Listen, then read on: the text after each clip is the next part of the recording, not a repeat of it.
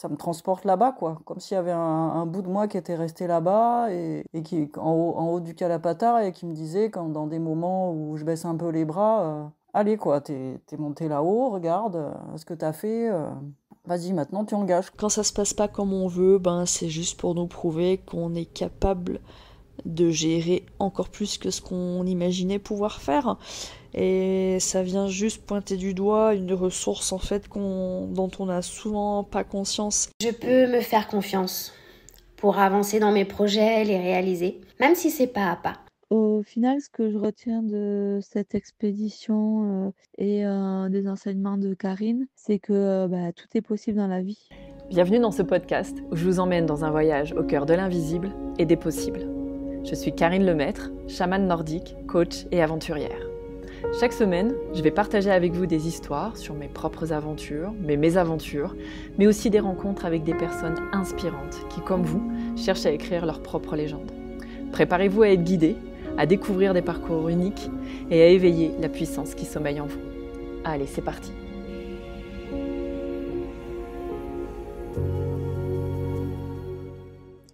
Bonjour et bienvenue dans ce tout nouvel épisode. Aujourd'hui, je suis particulièrement ravie et je dirais même émue de vous partager le retour d'expédition, le retour d'expérience de 4 des femmes qui sont venues cette année dans la Wild Women Expedition. Je vous en parlais déjà la semaine dernière. Je les ai sollicitées un peu en last minute parce que c'est une idée qui m'est venue comme ça. Et 4 d'entre elles ont pu et souhaité envoyer des messages. Alors, je les ai encore sorties de leur zone de confort parce que je leur ai demandé de m'envoyer des vocaux par WhatsApp et je leur ai laissé une trame de questions. Néanmoins, déjà, quand on est interviewé, c'est pas un exercice aisé, mais là, elles ont été toutes seules face à leur téléphone dans leur salon. Donc, bravo à vous les filles, parce que je sais que pour certaines, c'était pas un exercice facile. Et puis, je pense qu'elles parleront de l'expédition peut-être mieux que moi, en tout cas avec d'autres mots, avec un autre regard, et c'est ça qui va rendre les choses riches. Alors, on va commencer avec la première, c'est Aurélie. C'était ma compagne de chambre, on se connaît depuis des années, et on s'est même partagé jusqu'à nos plaquettes de Doliprane. Les points forts de l'expé. Alors, pour moi déjà, il y a le fait de marcher en groupe. Effectivement, je ne suis pas habituée à ça. En général, je marche souvent seule depuis quelques années. Donc, en fait, j'avais un petit peu d'appréhension à marcher en groupe par rapport au rythme,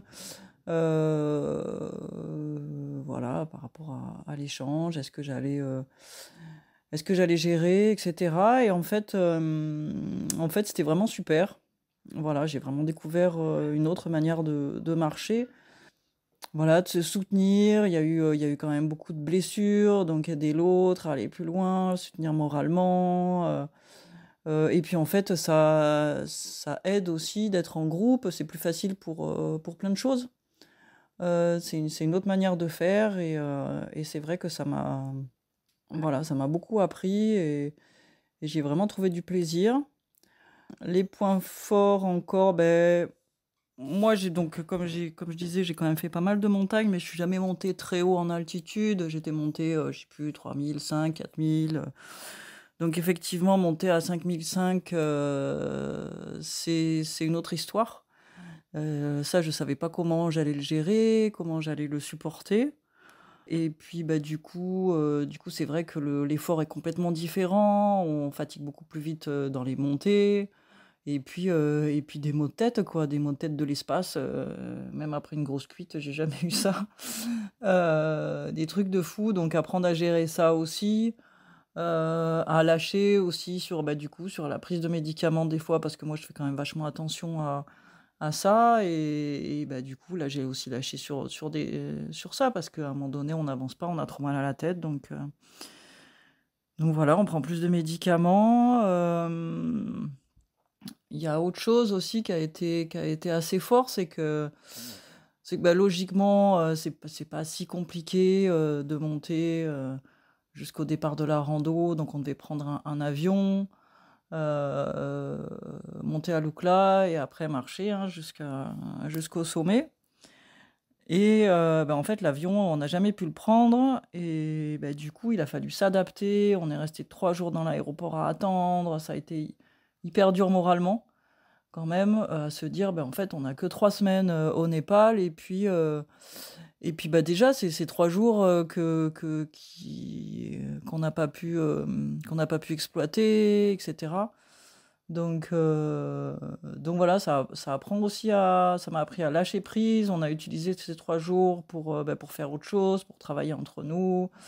Donc voilà, c'était vachement intéressant justement de s'adapter. Puis après, l'avion, on n'a pas pu le prendre, donc on a pris des jeeps sur des chemins horribles, quoi, à être secoué dans tous les sens. Avoir mal au dos, à monter derrière une Jeep aussi, dans la benne, etc., finir à la nuit, sous la pluie, enfin bon, voilà, c'était la vraie expé, quoi, la vraie expé. Et voilà, donc ça m'a beaucoup appris, voilà, à m'adapter encore plus, à être beaucoup plus patiente, voilà, à lâcher prise sur plein de choses. Et en fait, utiliser tous ces moments-là à des fins de se sentir plus fort. Mon plus gros challenge dans cette expé, je pense que c'était déjà de monter à 5005. Voilà, comme je disais, je l'avais jamais fait. Donc, apprendre du coup à s'écouter, sans stresser. Voilà, par rapport peut-être au cœur qui peut s'accélérer, par rapport aux maux de tête et tout, à se dire non, tout va bien, c'est normal. Donc voilà, encore apprendre à se connaître un petit peu plus dans une situation voilà, que je connaissais pas. Et oui, il y a eu aussi le fait de gérer que... donc l'Everest, on l'a vu au fur et à mesure qu'on montait, on le voyait assez loin, puis on voyait toujours le haut de l'Everest, et en fait, le jour où on est monté au Kalapatar, pour voir vraiment l'Everest, donc en plus gros, juste devant soi, etc., en fait, il était bouché, il n'était pas là. Donc, après, il y avait les autres montagnes, hein, c'était juste magnifique, hein, il y avait la Madablam au loin, il y avait enfin voilà toutes les Lhotse, etc. Mais voilà, l'Everest, on l'a pas vu quand on était en haut. Donc sur le coup, je me suis dit, ah, mais c'est tellement beau, c'est pas grave et tout. Et en fait, en redescendant, ça fait quand même bizarre de se dire, on est monté jusque là-haut pour voir l'Everest, et en fait, on l'a pas vu, quoi. Moi, au fond de moi, j'estime que je l'ai vu quand même, mais je l'ai pas vu à l'endroit où je pensais le voir. Donc ça, je pense, ça a été un peu un challenge d'arriver à l'accepter, à l'intégrer, à se dire que, en fait, le plus important, c'est le chemin, quoi, c'est la manière dont on arrive au sommet, et voilà, lâcher prise sur le fait du sommet à tout prix. C'est un challenge en lui-même, mais c'est vraiment pas le seul. Je pense que enfin, pour moi, c'est pour ça aussi que j'aime l'itinérance. Pour moi, le plus important, c'est le chemin pour arriver au but. Et puis le retour aussi. On ne pense jamais au retour, mais il se passe plein de choses au niveau du retour. Oui, le retour, c'est plus justement des prises de conscience, des retours sur ce qui s'est passé, etc. Et au niveau des prises de conscience, c'est effectivement que tout est possible, quoi.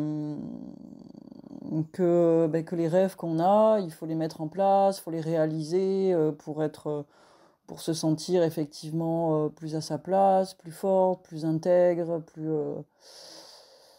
avoir plus confiance en soi, quoi. Et effectivement, monter à 5005 ou créer son entreprise, finalement, c'est un peu la même chose, quoi. C'est des prises de risques, et voilà, si je suis capable de monter à 5005, je suis capable de faire mon entreprise, de la développer, de mettre en place tout ce que j'ai vraiment dans le cœur, et d'y croire, quoi. Et oui, du coup, quand on est de retour chez soi, de temps en temps, quand le moral baisse, finalement, ce qui est top, c'est qu'on a des piqûres de rappel, et on se dit... non, faut pas baisser les bras, quoi. T'as quand même fait ça, t'as été dans l'Himalaya, t'es monté à 5005 et tout. Donc, à chaque fois, c'est des piqûres de rappel de se dire, non, tu vas pas te laisser abattre, t'es capable, t'as fait ça, t'es capable aussi dans ta vie pareil, d'escalader des montagnes, quoi. Et en fait, ça devient, moi je trouve qu'au fur et à mesure, ça devient un point d'ancrage. Quand il y a quelque chose qui va pas, paf, ça me transporte là-bas, quoi. Comme s'il y avait un bout de moi qui était resté là-bas et qui en haut du calapatar et qui me disait, dans des moments où je baisse un peu les bras, allez, quoi, t'es monté là-haut, regarde ce que t'as fait. Vas-y, maintenant tu engages, quoi. Et t'engages pas que en montagne, pas que dans le sport. Tu es capable aussi d'engager dans ta vie, d'engager dans ton boulot, d'engager au niveau de tes relations, etc. Et je me rends compte aujourd'hui que, oui, que je suis revenue différente, quoi. Avec quelque chose en plus à l'intérieur qui m'a rempli et qui m'aide à continuer mon travail tous les jours, quoi. Et je pense que ça va encore continuer à travailler pendant peut-être même toute ma vie, quoi. Voilà, donc ce que je sais, c'est que voilà, le travail il continue toujours, que oui, je suis allée une fois dans l'Himalaya, mais en vrai, j'aimerais bien retourner encore et monter encore plus haut. Voilà, et puis pour voir tout ce que ça peut amener en plus dans la vie, en fonction du chemin qu'on prend. Les prises de conscience, elles sont toujours aussi différentes. Donc voilà, toujours avancer, toujours aller plus loin, plus haut, voir grand, et toujours avoir cette idée dans la tête, cette conscience à l'intérieur.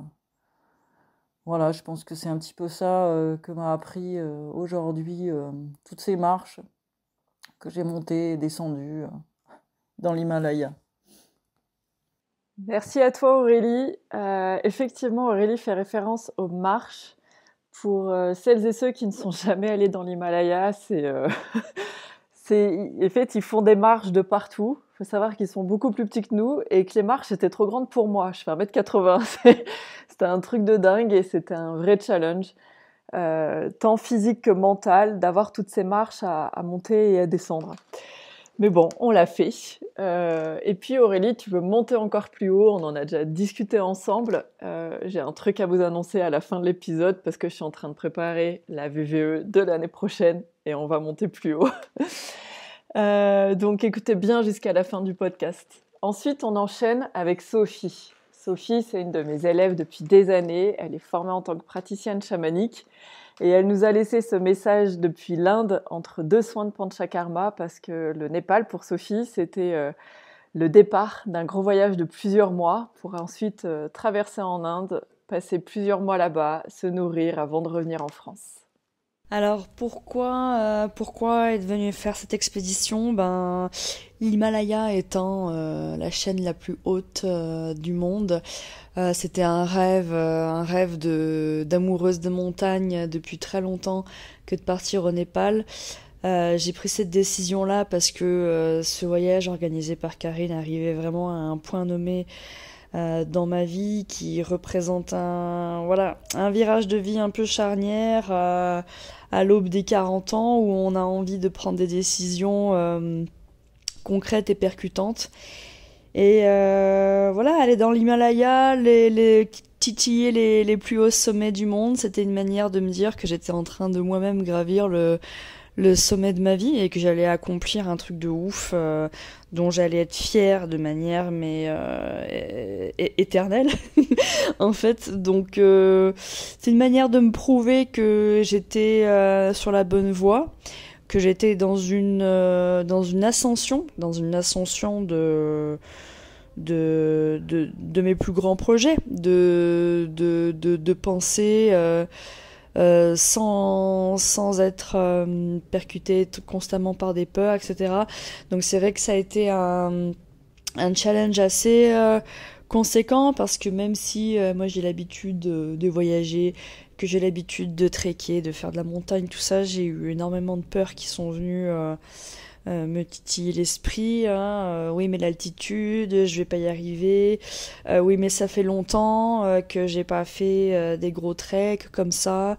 Et si je me retrouve à être celle qui galère le plus, à être le boulet du groupe, mon Dieu, la honte.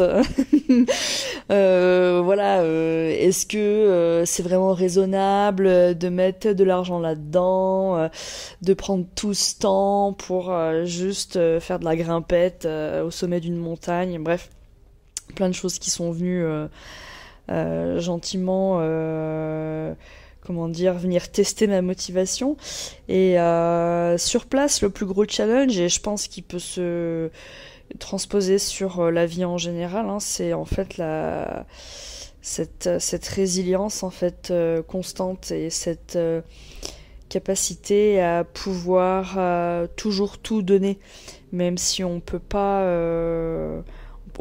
voilà, le 100% de tel jour correspond pas au 100% du lendemain, et ça faut arriver à l'accepter, à se foutre un peu la paix, mais de garder vraiment l'objectif en tête et de regarder devant avec l'image de ce sommet qui se rapproche. Au final, on peut métaphoriquement parlant dire que le sommet peut-être représente un projet, représente un rêve, que ce soit sur n'importe quel plan, hein, perso, pro, etc. Et c'est vrai que le plus gros challenge a été de cette capacité à accepter en fait ce qui était en train de se jouer, d'être parfois dans ses limites en fait, dans sa frustration. Moi j'ai vécu beaucoup de frustration pendant ce voyage. Alors étonnamment j'ai été agréablement surprise par les peurs que j'avais au préalable qui concernaient ma résistance physique, mes capacités. Je veux dire, finalement, le corps est une incroyable machine qui est capable de bien plus que ce qu'on imagine. Ouais, ce qui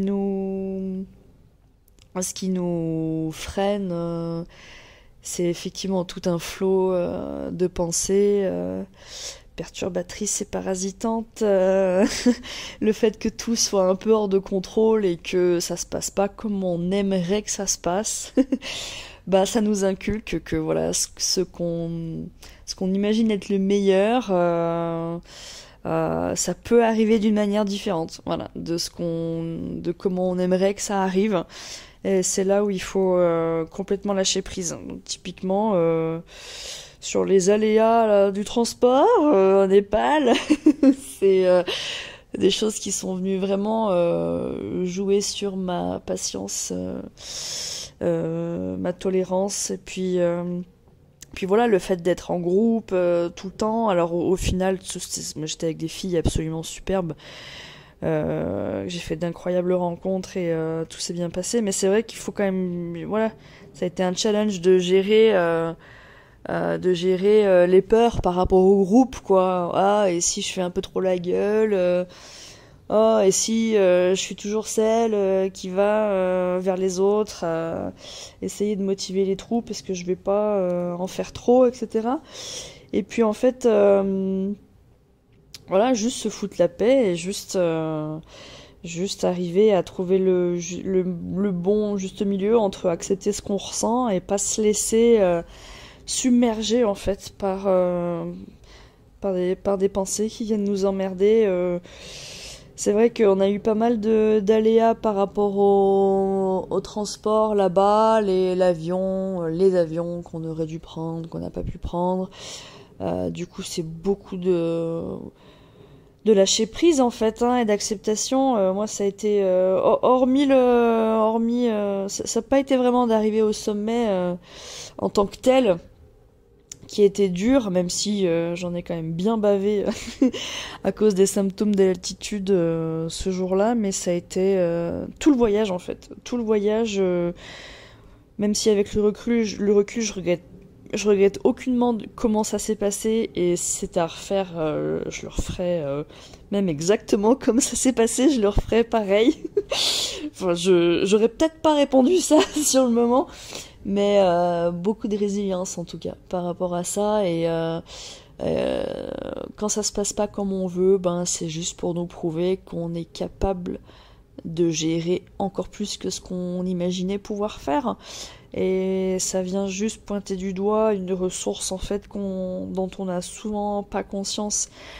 Les gens qui ont un tempérament un peu quand même le goût du challenge, dans l'action, le goût de l'aventure, tout ça voilà, on est un peu habitué à sortir un petit peu de notre zone de confort, mais pas dans des manières qui dépassent à ce point-là notre notre contrôle.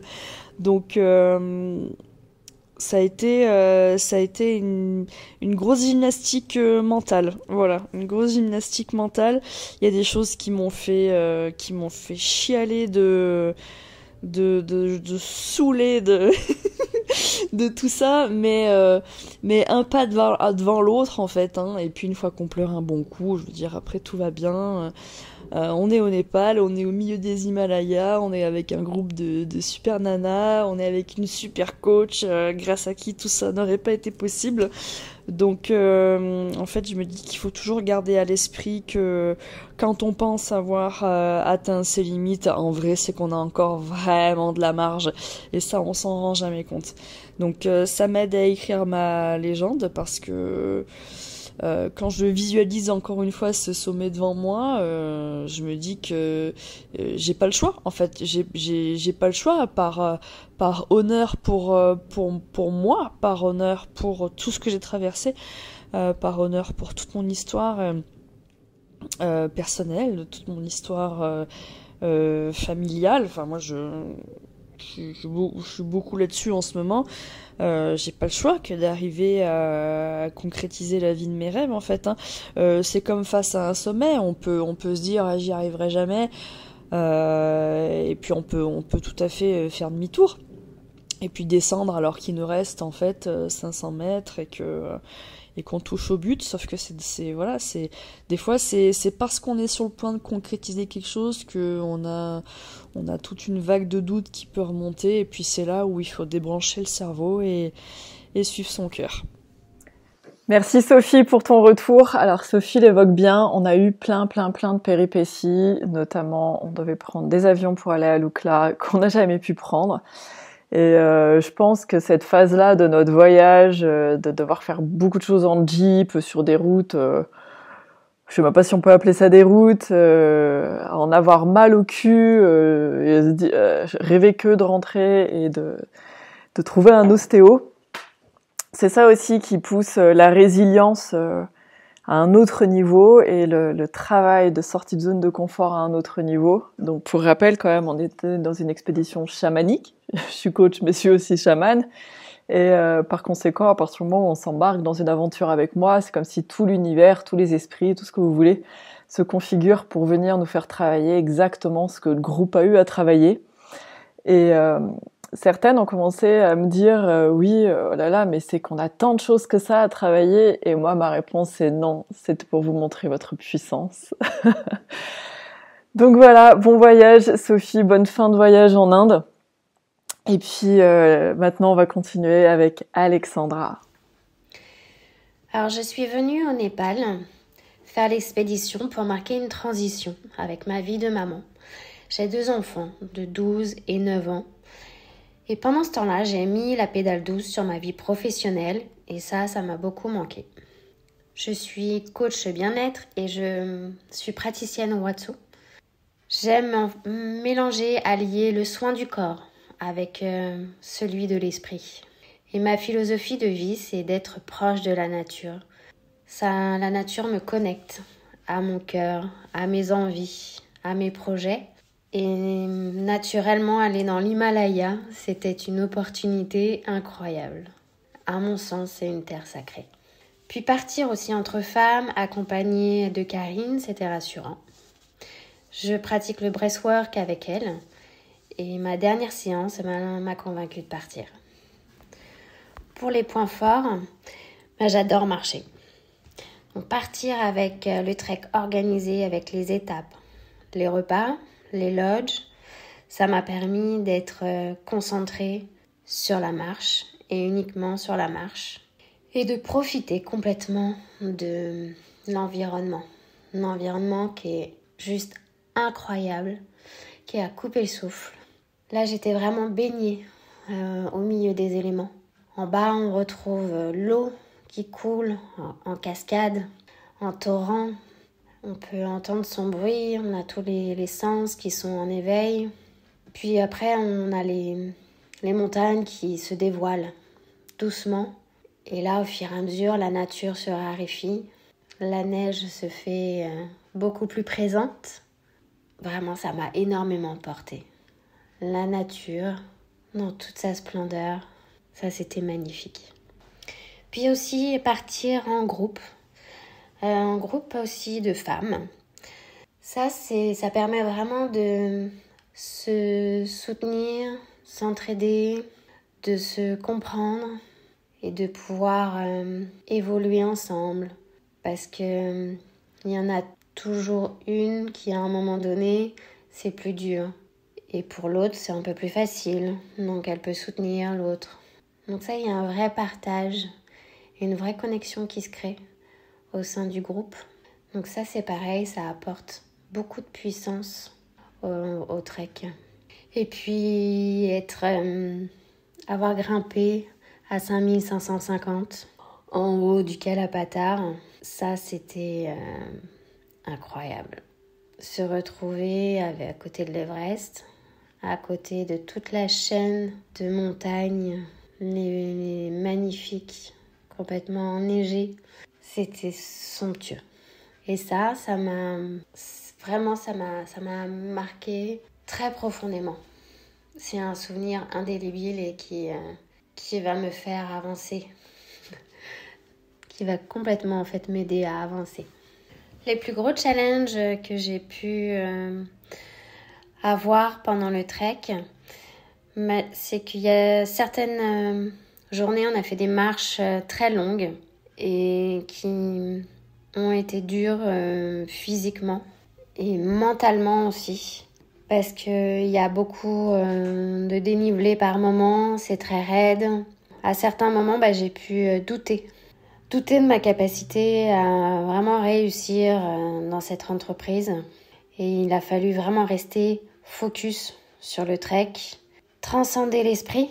Quand tu te dis que là, vraiment, tu vas pas y arriver, que tu as envie de t'arrêter, que c'est dur et que tu vois que ton mental est coincé sur ça et que tu as du mal à aller de l'avant. Là, encore une fois, vraiment, le fait d'être en groupe, soutenu, ça permet vraiment d'aller de l'avant et d'avancer malgré tout ces inconforts.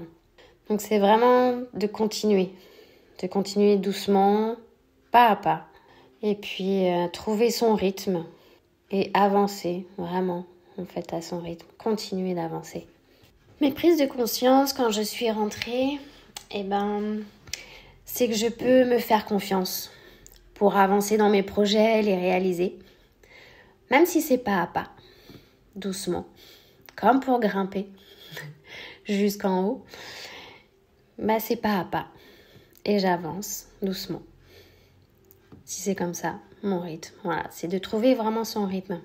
Et puis de vivre cette aventure et de la ressentir pleinement avec mes sens, mes sensations physiques, mais aussi les inconforts. Tout ça, ça fait partie de la vie quotidienne. C'est ce qu'on retrouve là-bas pendant le trek, mais que je peux appliquer aussi dans ma vie de tous les jours, ici et maintenant. Puis j'ai dû aussi me préparer physiquement avant de partir avec de la course à pied, des marches plus ou moins longues avec un sac d'environ 7 kilos. Et en fait, cette préparation, elle m'a permis de voir que ma condition physique et je pouvais vraiment bien nettement l'améliorer. Donc le trek au Népal m'a donné vraiment un gros coup de boost. Et aujourd'hui, j'entretiens quotidiennement mon physique. Il n'y a plus à discuter sur le sujet. Je sens que ça m'apporte énormément sur ma condition physique. Ça dope mon mental aussi. Ça, j'ai récupéré ça et en fait, je vais l'entretenir et je ferai plus d'impasse. Grimper aussi. Grimper à 5550 mètres, le Kalapatar, ça m'a fait un déclic. Et là, vraiment, aujourd'hui, j'ai envie de mettre toutes les chances de mon côté. J'ai envie de vivre avec mon plein potentiel. Donc, je mets une organisation en place pour soutenir cela. Et puis, j'ai envie de l'exprimer. L'exprimer autant que je le pourrais. Voilà, ça m'a apporté énormément dans la vie de tous les jours. De me reconnecter à ma joie, je dirais aussi. Ça, c'est un point très important. Voilà, d'être sereine face à ce qui peut se passer tous les jours, qu'on n'arrive pas toujours une première fois, mais que c'est possible et qu'en s'organisant, on peut avancer petit à petit pour réaliser ce qu'on souhaite. Un grand merci, Karine, d'avoir organisé ce voyage qui m'a permis de rencontrer des gens incroyables. Notre guide, Bounou, qui a fait preuve de beaucoup de bienveillance, d'écoute, pour voir où on en était quand on montait en altitude, si on était en forme. Toujours s'inquiéter de savoir comment on était. Et puis, de m'avoir permis de découvrir le Népal, parce que c'est un pays incroyable. J'ai trouvé beaucoup d'apaisement. Et j'ai adoré en fait le contact des Népalais que je trouve vraiment très serein, très posé. Il y a une vraie harmonie qui règne, j'ai trouvé. Cette vingtaine de jours qu'on a passé là-bas, ça m'a fait énormément de bien. Merci beaucoup Alexandra pour ton retour. Je te souhaite plein de bonnes choses dans tous tes projets. On est en contact, je sais ce que tu es en train de mettre en place, donc big up à toi parce que tu as bien fait bouger les choses à ton retour. Et puis maintenant, la dernière, Célia, qui nous envoie un message de Haute-Savoie. Bonjour à toutes et à tous qui nous écoutent. Je me présente, je m'appelle Célia et je viens vous parler de mon retour d'expérience lors de mon expédition au Népal. Tout d'abord, pourquoi la Wild Woman Expedition? Tout simplement la destination. Voilà, ça a toujours été un pays que je souhaitais découvrir. Voilà, un lieu plein de spiritualité, d'immensité. Voilà, l'Himalaya, c'est quand même la plus grande chaîne de montagnes. Puis ensuite, le fait que Karine nous propose en fait une expérience alliant le sport avec le trek, l'ascension du Kalapatar et le côté un peu plus spirituel. Voilà, cette expérience en fait me permettait pour moi de découvrir un peu plus qui j'étais, de chercher des réponses à des questions que je me posais et surtout de repartir en fait avec des clés pour être un peu plus en accord avec moi-même, en compréhension, un peu plus, voilà, en paix en fait, en paix tout simplement avec moi-même. Alors le plus gros challenge pour moi, ça a été le fait d'aller jusqu'au Népal, car j'ai eu pas mal de soucis avec mon vol et j'ai cru que j'allais vraiment pas pouvoir partir. Mais bon, j'ai, voilà, gardé espoir et puis, j'ai, tout mis en œuvre, pour pouvoir, rejoindre les filles, sur place. Malheureusement pour moi, ça ne s'est pas arrêté là, j'ai eu le même souci pour, le vol, retour. Mais bon, voilà, ça ne m'a pas, empêché de vivre pleinement, cette expérience et c'est ce qui a fait pour moi que cette expédition ait été, plus intense et plus vivante, en tout.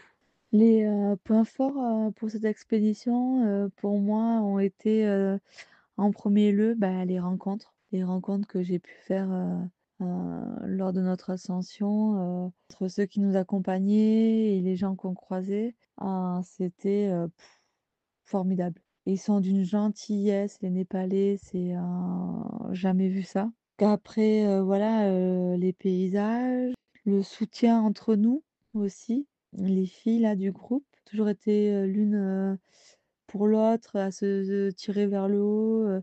Si voilà, une qui était un peu plus fatiguée, eh ben, on reste avec elle et tout ça a fait qu'on a été une cohésion, un groupe, quoi. Au final, ce que je retiens de cette expédition, et des enseignements de Karine, c'est que, tout est possible dans la vie, qu'on est maître de sa vie, qu'on décide de ce qu'on veut, que le fait de se mettre en mouvement, ne serait-ce que si c'est minime, infime, c'est déjà un début. Que voilà, que le fait d'agir ça nous permet, de d'avancer et d'ouvrir des portes et de voir, d'autres choses et d'avancer et puis, voilà, de trouver sa voie. Et le dernier mot pour la fin, c'est que si vous avez l'occasion de pouvoir participer à cette expédition, je vous le souhaite, vivement. C'est que du plus, que du plus. Vous en ressortirez différent. Et vous serez la meilleure version de vous-même. Ça, c'est le dernier petit message qu'elle m'a laissé après tout ce qu'elle nous a partagé. Merci Célia, merci à vous les filles. Je voudrais aussi dire que là, on a le partage de 4 des Wild Women, mais on était 6. Donc pour qu'elles intègrent ce podcast, je voudrais parler de Soumia et Céline, qui n'ont pas pu là m'envoyer les audios. Soumia, avec son genou de la mort qui tue depuis le début, qui s'est transcendée dans la douleur. Elle a eu un gros problème d'inflammation au genou les premiers jours. Ça allait mieux après à la montée, et puis bien sûr, elle en a repâti à la descente, mais on a trouvé des techniques pour la soulager.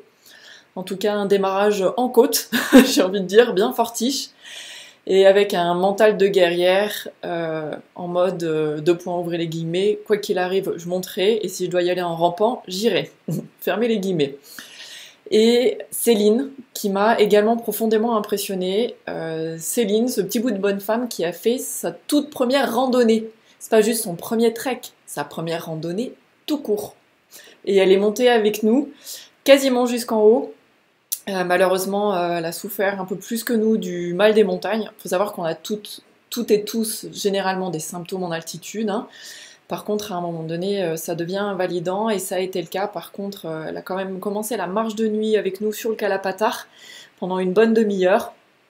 Mais après, son corps donnait trop de signes de faiblesse et elle est redescendue avec Bounou, donc avec la guide.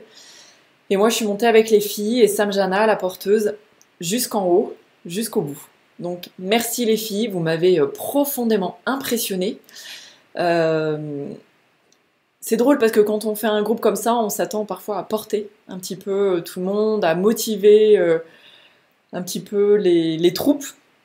Et en fait, j'ai eu la sensation de ne jamais avoir à le faire, comme si chacune arrivait, alors par l'intermédiaire du groupe aussi, mais comme si chacune était tellement prête mentalement que j'ai vu chacune d'entre vous aller puiser dans ses ressources par elle-même, sans rien demander à personne, avec cette détermination dans le ventre, dans le cœur, dans la tête. Donc bravo encore, et je sais que toutes, vous êtes en train de mettre en place des choses extraordinaires au niveau personnel et professionnel, et je vous souhaite tellement de réussite, et puis de toute façon, on reste en contact. Donc voilà pour le retour un peu d'expé de la Wild Women Expedition de la première édition. Donc je vous en parlais un petit peu tout à l'heure, je vous ai dit que je vous en parlerai vite fait à la fin. J'en parlerai certainement un petit peu plus tard. Aurélie l'évoquait et on en a discuté toutes les deux parce qu'on est rentrés ensemble. Elle m'a dit tu vas le refaire une 3e fois? Je dis je sais pas, je pense, je sais pas. Et en fait, ça a touché un point qui est que j'aime pas faire 160 fois les mêmes choses. Mes élèves qui me connaissent savent que quand on fait des formations ou des stages, il faut sauter dessus parce qu'on sait pas combien il y en aura. Et en fait, j'ai décidé bien sûr de continuer la Wild Women Expedition, j'ai décidé bien sûr d'aller au Népal, et j'ai décidé d'aller plus haut. j'ai décidé d'aller plus haut pour moi, d'aller plus haut pour les prochaines femmes que je vais accompagner. Peut-être même, il y a des femmes qui feront un bis repetita de cette année.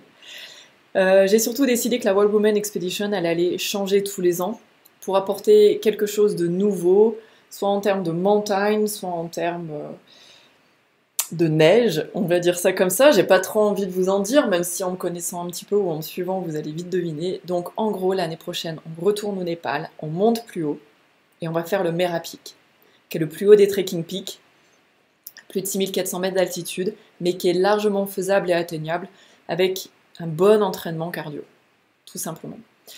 L'expédition est en cours de préparation avec mon ami Locke au Népal, toujours, qui est en train de mettre tout en œuvre, et on arrive même à trouver une solution pour contourner le problème des avions et ne pas se retrouver face au même problème que cette année. Je suis en train de poser les dates, d'ici quelques jours, elles seront posées, et j'ai plein d'autres choses, plein d'autres projets, mais en tout cas, la Wild Women Expedition continue et elle va se renouveler d'année en année, autant que je me renouvelle et autant que le cœur m'en dit et que je sens que j'ai des choses à offrir. Je vous remercie beaucoup pour votre temps, pour votre écoute, pour les partages aussi que vous allez faire pour continuer de s'inspirer les uns les autres, les unes les autres, se tirer vers le haut et créer cette vie de nos rêves et écrire notre propre légende. Je vous dis à très vite pour de nouvelles aventures.